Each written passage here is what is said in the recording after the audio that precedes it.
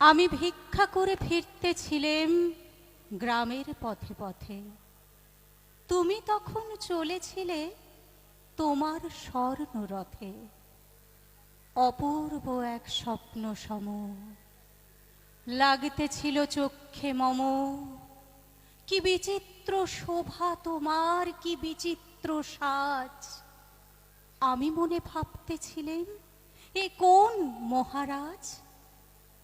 আজই শুভক্ষণে রাত পোহালো, ভেবেছিলেম তবে আজ আমারে দ্বারে দ্বারে ফিরতে নাহি হবে।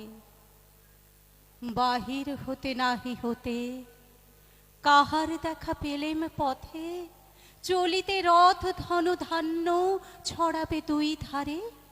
মুঠা মুঠা কুড়িয়ে নেব, নেব ভারে ভারে।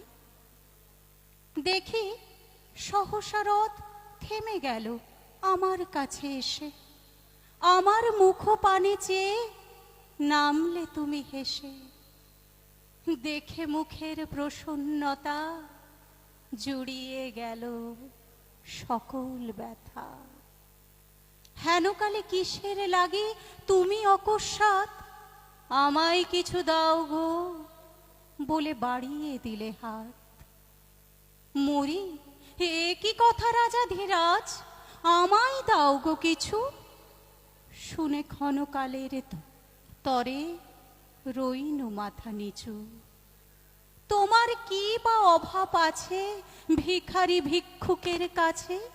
এ কেবল কৌতুকের বশে আমায় প্রবঞ্চনা। ঝুলি হতে দিলেম তুলে একটি ছোট কণা।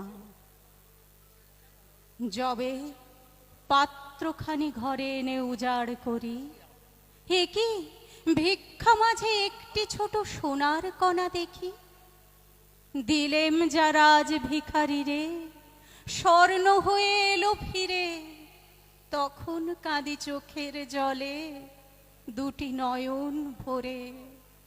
তোমায় কেন দিইনি আমার সকল শূন্য করে।